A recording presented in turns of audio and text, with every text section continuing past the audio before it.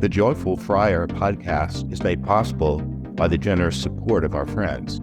To support the podcast, please visit nathan-castle.com and donate today. Hello and welcome to this episode of the Joyful Friar podcast. I'm Father Nathan Castle, your host.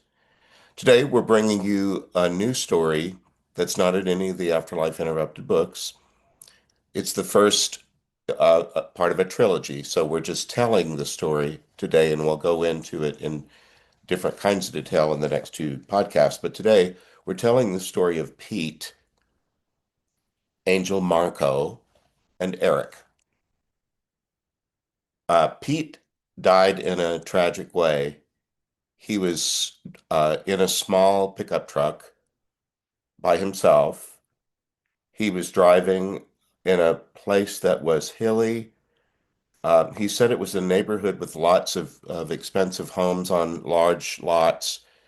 He was adjacent to a country club, probably a golf course, but there was a wedding reception going on outdoors on a lawn. He was driving too fast. He left the road. His truck flipped. He went through the windshield and landed on uh, people who were seated at a table at a wedding reception and killed two people. So you might be familiar with this genre of stories that we deal with. They're very often traumatic, and this one is certainly so. I received the dream and then write it down. I sometime soon after that get with prayer partners. We go into protected prayer. We speak usually to the guardian angel of the person whose movement we're to facilitate. They've been in some sort of immediate afterlife care because they needed it.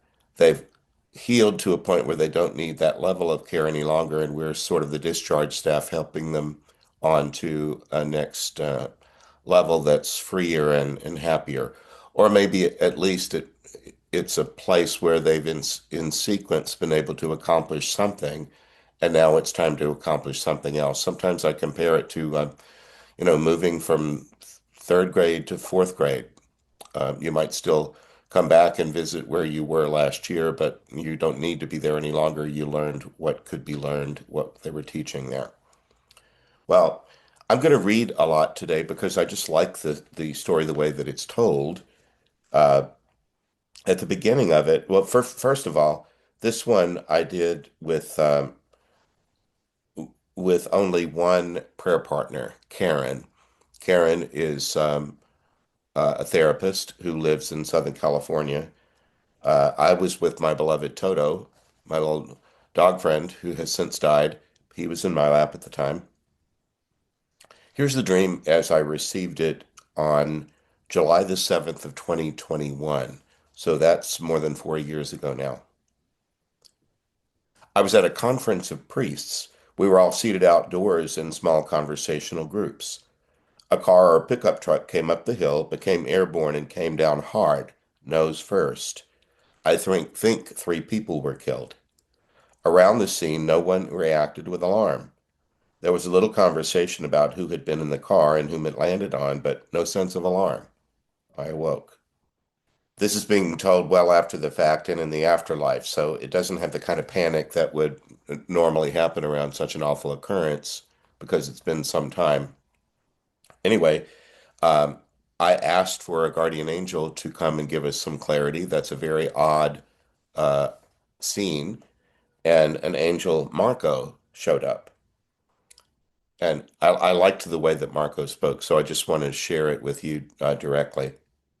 In the voice now is Marco, guardian of one of those in the story and the one who brought the dream.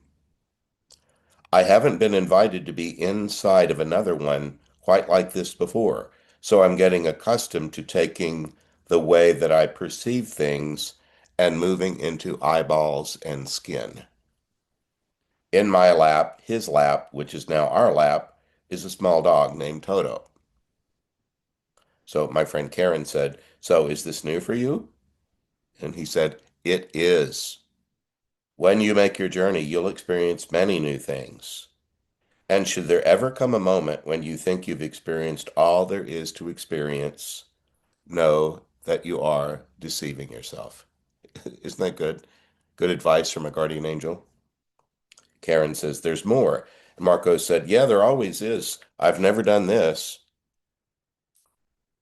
But then he went on to say, he was speaking of me. He said he wants to know because this scene had so many parts. He's a priest, and so the first part of it was more of his dreamscape than that of the one I helped.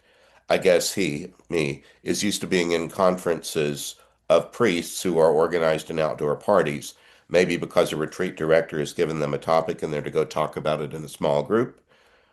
Sometimes retreat centers have lovely grounds and places that are conducive to enjoying God and nature.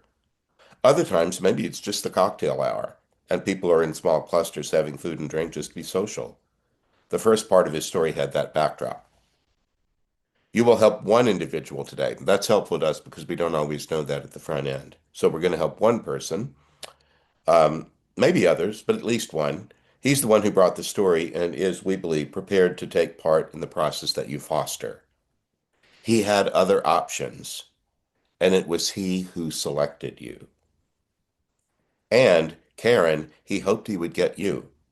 Because after he eliminated other options and chose Father Nathan's process, he studied it and he saw that you were one of his more frequent helpers. He hoped he would get you.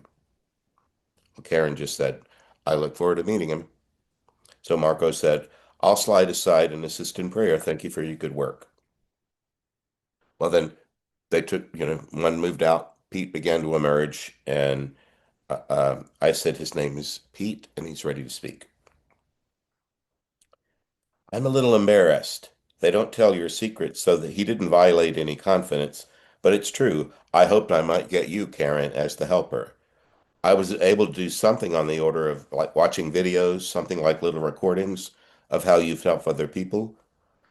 I understand that this is the first time that you are here physically in the same place. This was during the pandemic, and we had gotten used to not being together. Karen said, that's right, first time. But over the course of the past year, you've done many conferences by computer. And Karen said, yes, that's right. Well, those were on the horizon. I didn't do those, but they were something you kept hearing is coming at conference calls. Before long, we're all going to be doing that. But anyway, I saw that only after passing. I didn't take part in one of those before. Others died in the same event that caused my death that were not going to be a part of what we're doing today. That's important for me to let you know, even though knowing that your driving accident caused the deaths of two other people at a wedding is so horrific and could be so overwhelming. But one of the things that Pete was good at doing and that his helpers were good at helping him do was to do things one at a time. And that's part of why we're telling this story on a podcast, is that maybe that could help you if you're dealing with something that feels overwhelming. Is it possible for you, perhaps with the help of someone else, especially a skilled someone else, to help you break it down into component parts and do things in some sort of sequence so that it doesn't get all mushed together and overwhelming? So the people that whose death I caused are not part of what we're doing today. He said they each have their own processes. Um, I wasn't the driver. I was the driver of a small pickup. I didn't drive into a group of priests. That was his own psyche finding a familiar scene. It was even worse than that. It was a wedding reception. People had gathered to celebrate someone's wedding, and then this horrible accident ruins what was someone's special day. Um, He went on to say, I had nothing to do with that. I was just driving past it when I missed a curve. I was going too fast, maybe 15 or 20 over the limit, but enough to leave the roadway and move through or over a hedgerow. He said it had a little bit of fencing in it, but it wouldn't have been enough to stop a car. I went over a hedge and it landed in a party. The vehicle behaved like a missile in that when it came down, it didn't come down on the wheels, it came down on the front grille. I went crashing through the windshield onto other people at a table. So a horrific mess of crashing and screaming. Well, I'm sorry to bring this to you if it comes as too shocking. You can always turn this off. It's just my life. And they do buffer these things so that I didn't wake up from it in a nightmare. They they are respectful of that. Well, Karen said, well, it must have been a shock to you too, huh?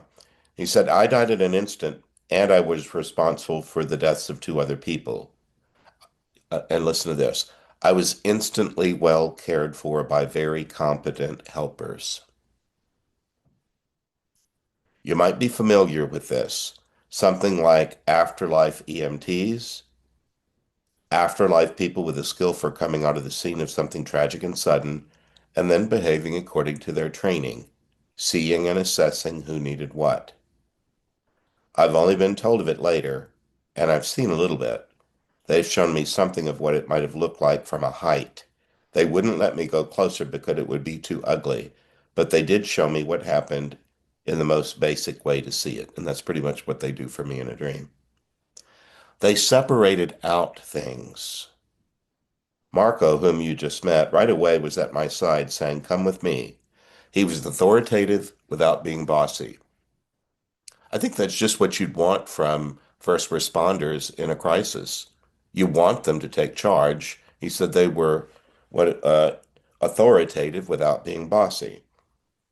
He was someone I trusted immediately. He told me the bare facts. Here's what's just occurred. You lost focus for a moment. The car went off the road. You lost focus for a moment. That doesn't have a tone of blaming or shaming. It's a way of stating facts and simply entering them into the record. You lost focus for a moment, and here's what happened. Then this is still Pete. Curves sometimes are not flat, they're banked. The way this bank was, I left it in something of the way that a plane takes off. I didn't just roll off, I became airborne and went over a hedgerow into people at a wedding reception. It was a small arterial road, that is, it didn't have houses fronting it, but was in a neighborhood that had nice homes far apart from each other, with nice lawns. Um, Karen asked if it was mountainous, and he said, well, hilly at least. It was a country club. Anyway, Marco got me to a place where I could gather myself. The place he took me had something of the feeling of a nice hotel, something more like a spa, with some kind of a medical overlay. I know about these places where really wealthy people could go for drug and alcohol treatment or psych treatment or something that was out of reach of most people. And Karen said, yeah, rehab. Well, Pete said, yeah, but some really nice rehab in nice surroundings. I wasn't having to pay anything, so I couldn't complain there. They did a nice job of describing things in layers, almost like there was a template or a pattern. This event happened after computers were beginning to be commonplace. People were just beginning to have the kind of phone that's in front of me, an iPhone. Not the little flip ones, but the ones that are really small computers. And they said anything you could go on YouTube and ask for directions now about how to do just about everything. And Karen said, yep, that's true. And he said, well, there are basic templates for how to do just about anything. And they showed me. They talked about my recovery in terms of layers. And then he's quoting his helpers. In the abstract, a person who's gone through something like what you went through might have these layered issues from most general, like dying suddenly in an automobile crash. The next layer was being the driver that caused that crash, being the driver that caused a crash that not only took your life, but took the life of someone else or more than one. And then, oh, by the way, at a wedding reception. So they led him through layers of truth in his story. And Karen said, yes, step by step, like that's how you're going to deal with it. And Pete said, well, not sequentially. They just showed me a graphic of we're not talking about you specifically yet. We're talking about anyone who might have gone through something like this. One might expect them to look at this, and this. There's this next aspect of who did they love and who did they leave behind, this, and this. They laid out something like how to move through a really complex series of things in a way that one could choose a pathway and take part in one's own healing. I wonder if you find that helpful or if you find that even surprising. Um, I frankly don't. I've counseled a lot of people and I've been on the receiving end of other people's counsel. And part of the reason that we sometimes seek counsel is because we have a tangled mess of emotions and factors and issues, and we hardly know where to begin. And so sometimes when we don't know where to begin, we don't begin. We just linger in pain. So I've been a counselor from time to time, and I've done something similar after I hear the basics of a person's circumstance. I'll say, well, there's this, and this. Let's start here. And that's what people were leading Pete through. And then this next part's important. Um, he said, I think they knew that that suited my disposition. I was someone who had studied engineering and I liked systems thinking. Karen said methods. And yes, Pete said methods. Well, I liked looking at the end game. What's the desired state that this whole project is about?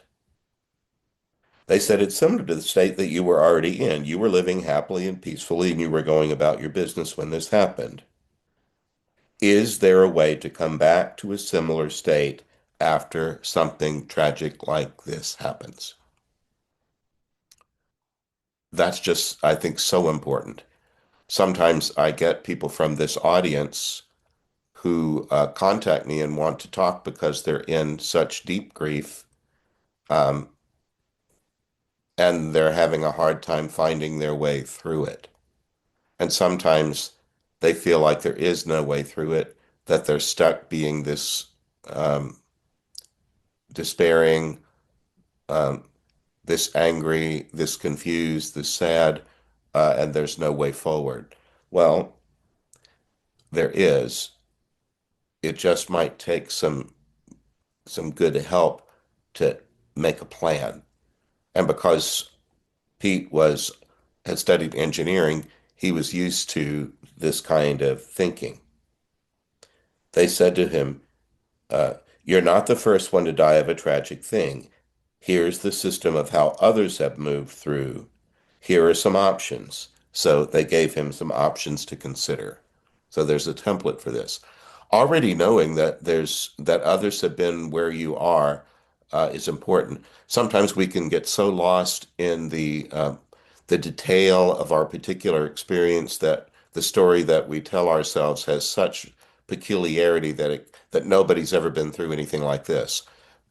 Pete could have easily done that. I mean, who do you know that's run off a road and died while killing two people at a wedding reception?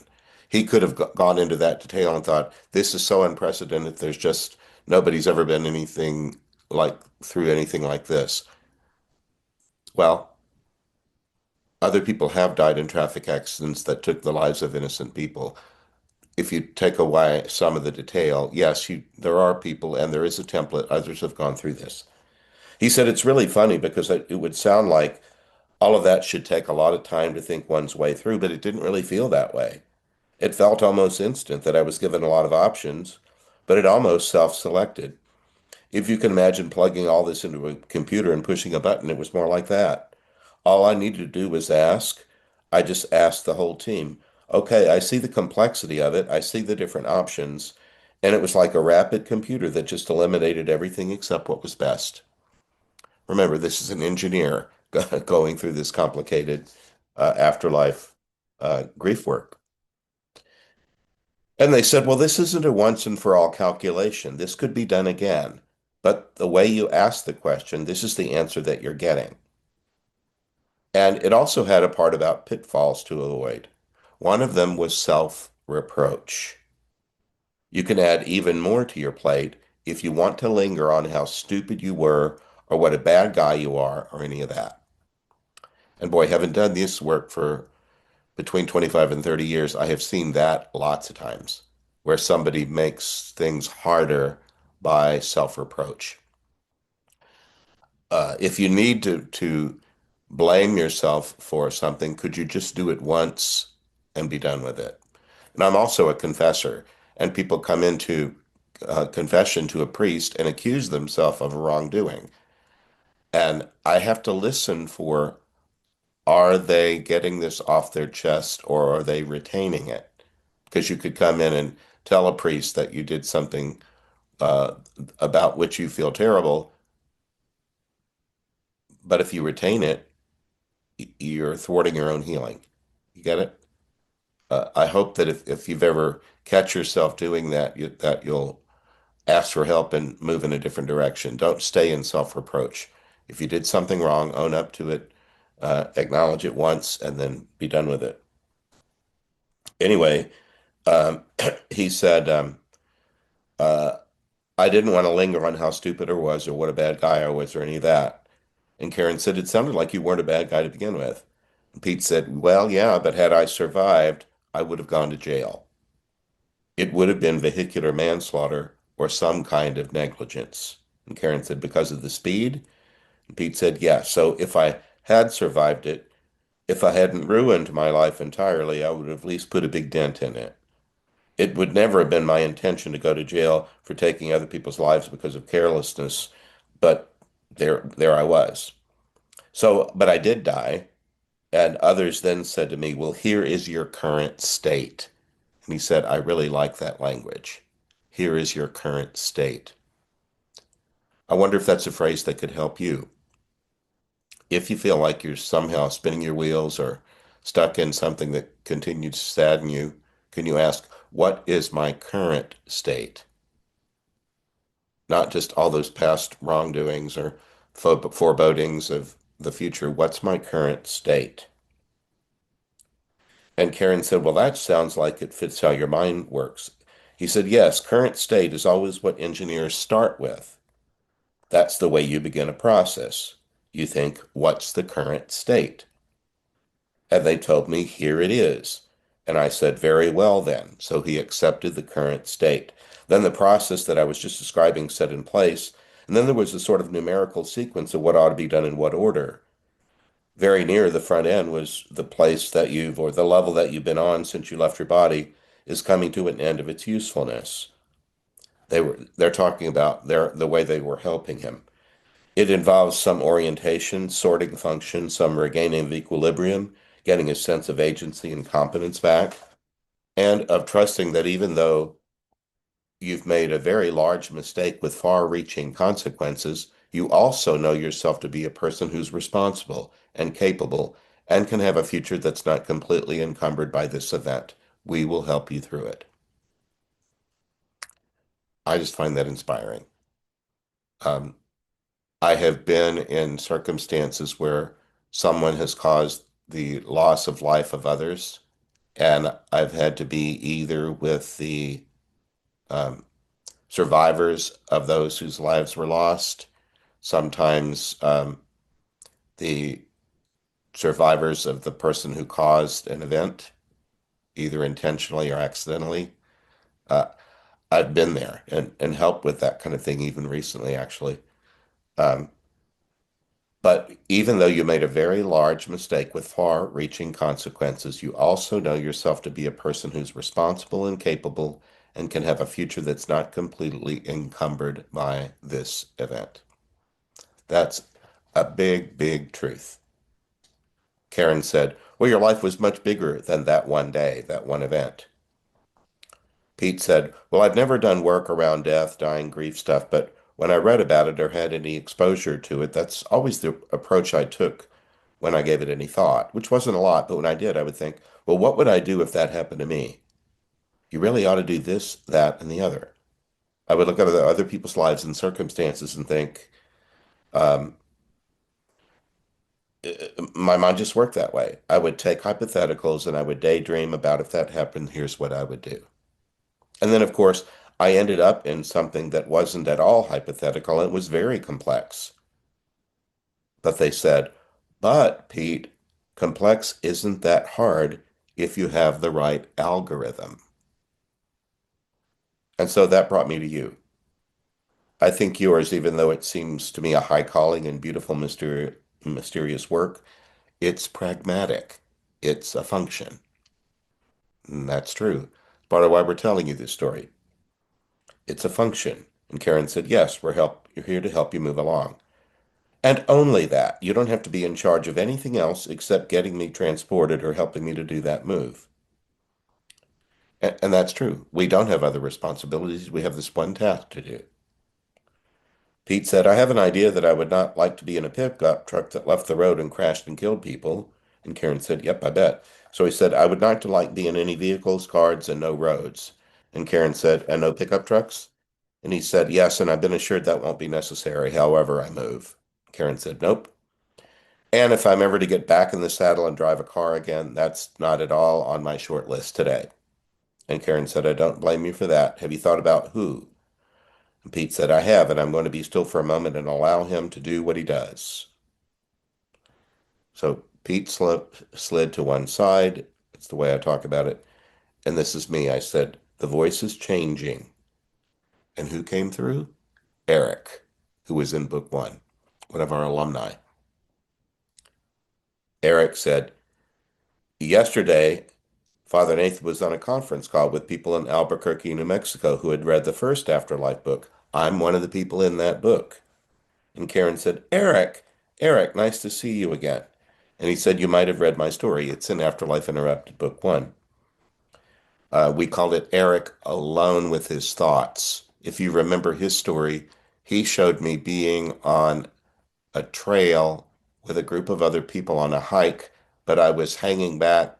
I was the very last one in a line of hikers, and I took a step that caused a rock slide, sent me tumbling, and I ended up buried in rocks and dirt and couldn't breathe and died. We call that when Erik alone with his thoughts. Anyway, he said, You might have read my story. Well, I talked to you, yeah, because you helped. Uh, and Karen said, Well, that was you were one of my first ones. And he said, Well, here I am again. And she said, Well, how you been? He said, Good. I liked Pete's approach.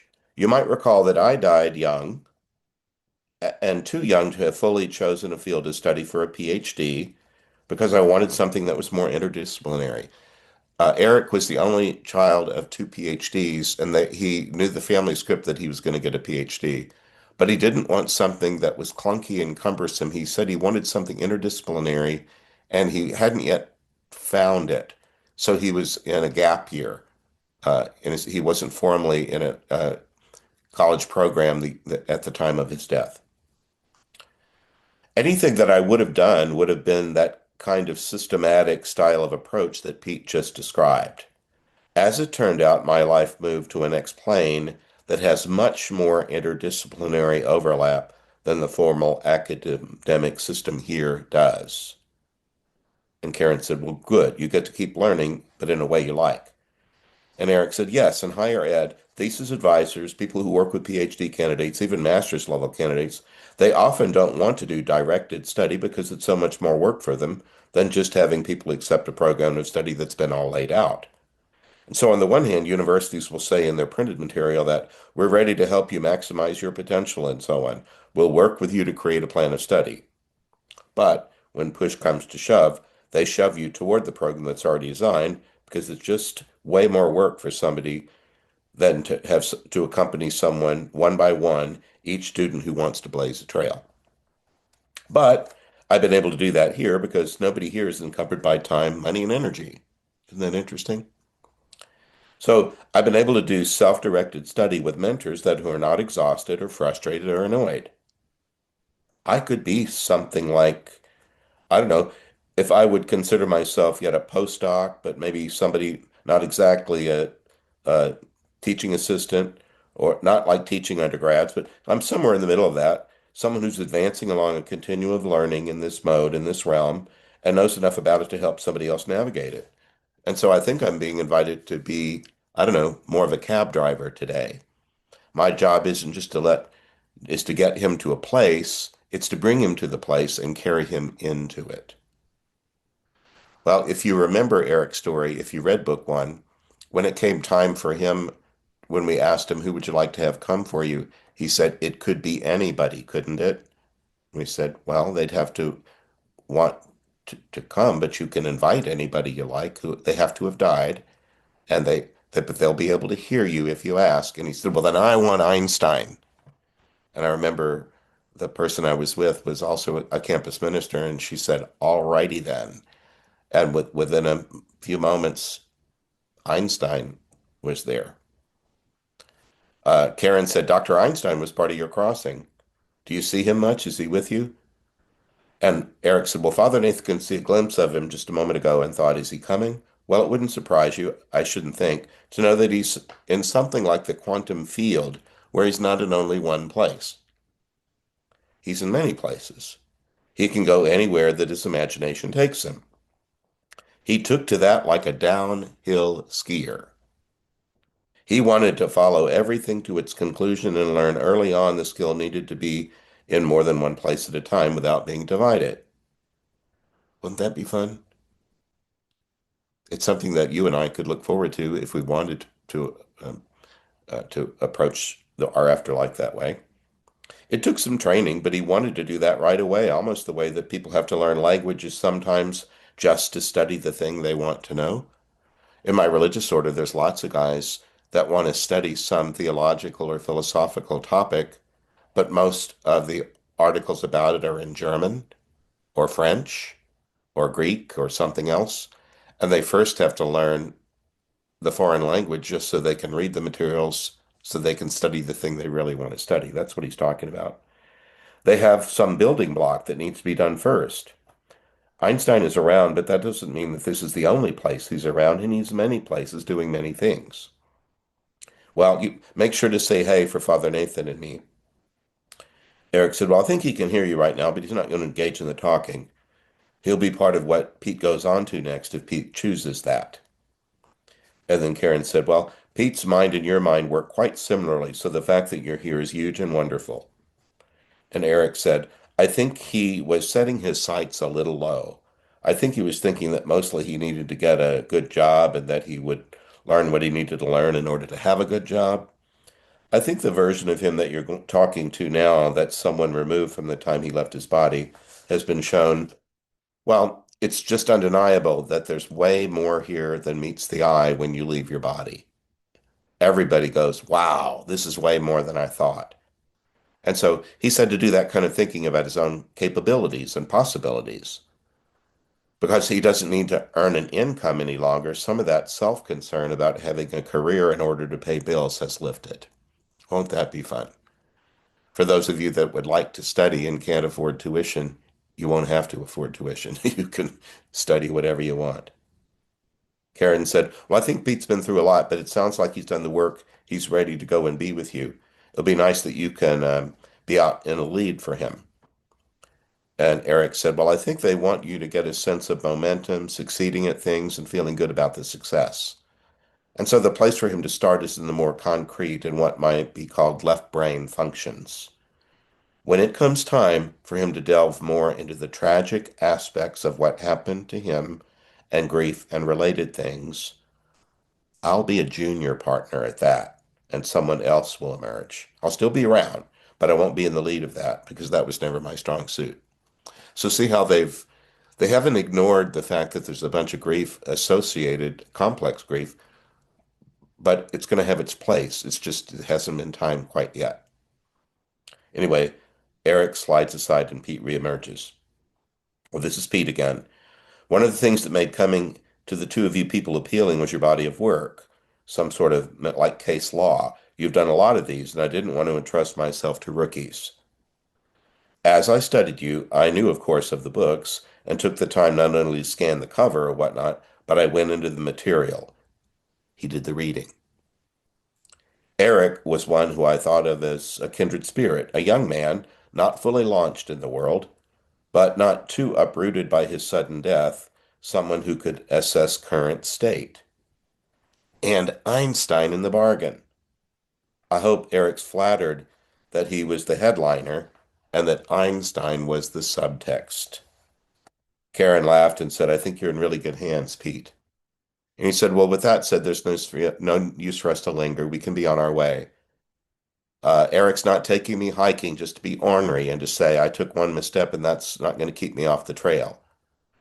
Erik was back on hiking again. Karen said, well, you may end up in a pickup truck one day and be okay. And Pete said, maybe that could be, but not today.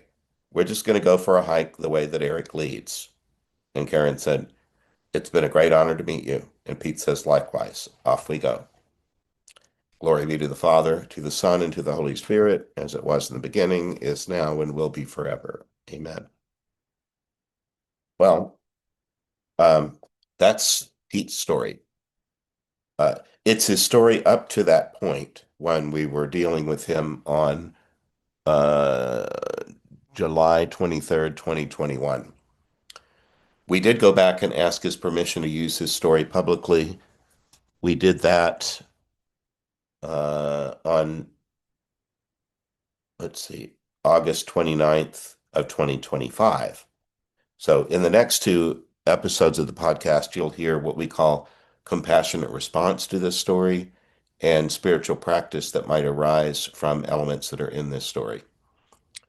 Anyway, it's quite an uncommon uh, way of dying and set of circumstances, but I like the fact that lots of people die in ways that are complex.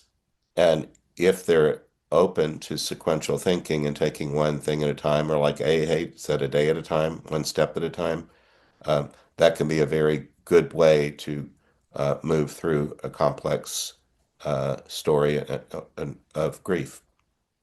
So that's it for this episode of the Joyful Friar podcast. Remember that I pray for you regularly, and when I do, I pray for your interior being, and wherever there might be the root of something that causes you sadness and steals your joy. I pray that God, indwelling in you, can lead you to a recognition of something, or maybe you can give permission to turn loose of something that you might have clung to that's detrimental. Anyway, I pray for your inner healing, however that mysteriously works. Should you ever want to be in touch with me, I ask that you first have read at least one of the 3 Afterlife Interrupted books. That way, if we do have a conversation, it will be more fruitful, I think. But for right now, that's it for this episode of the Joyful Friar podcast. I'm Father Nathan Castle, your host. Grateful that you gave me your attention today. God bless you. Bye-bye. I hope you enjoyed this episode of the Joyful Friar. Please like, follow, and subscribe. You can visit me at nathan-castle.com. Send me a message by clicking the contact button. God bless. Have you ever had to do something so difficult that you had to deal with it in stages? Imagine dying suddenly with no forewarning, being in a car crash, a shooting, a drowning. You leave your body, but then what? How do you transition into the afterlife? For some, it flows all at once, but not for everybody. For some, the process of transitioning into the afterlife is interrupted. Maybe there's a need for rest or for learning, or maybe just the chance to adjust to such an abrupt experience. I'm Father Nathan Castle. I'm a Catholic priest. About 23 years ago, the Holy Spirit began to send me people who had died traumatically. They entered my dreams during sleep, showing me what had happened to them and asking for help. They had died and moved on, sort of, but they'd come to a moment where it was time to complete the crossing. With the help of the angels and saints and earthly prayer partners, we've assisted more than 300 souls as they complete their crossing. You can read about it in my book series. Afterlife Interrupted books are available on Amazon. You can also learn more by visiting my website, nathan-castle.com. God bless you.